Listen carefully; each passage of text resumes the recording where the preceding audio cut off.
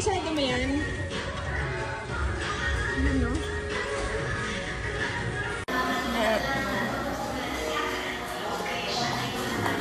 Hi! Hello! Hello! Nag-drive tong Raptor ni Gigi. So, naiinip na ako eh. Katraining kasi sila eh.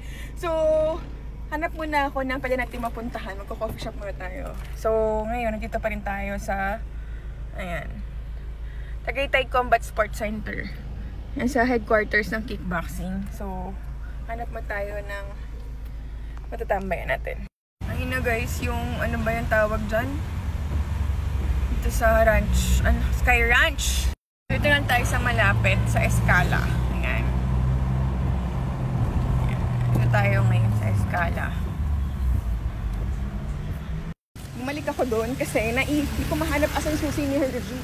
Asa jacket niya pala. But anyway, we're here na. So, dito tayo. So,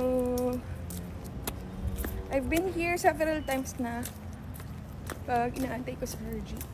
Ngayon naman sobrang foggy, hindi nyo makita yung Taal Lake. Kaya tayo sa Bellissima. Bellissima! So ito siya guys, diba napakaganda. And ngayon, wala lang kayo nakikita ngayon kasi nga sobrang foggy dito. Ayan. Super lamig. Ito ginaw.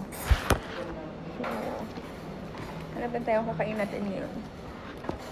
So, I feel like I want garlic butter shrimp, which is ito ata siya. Ayan.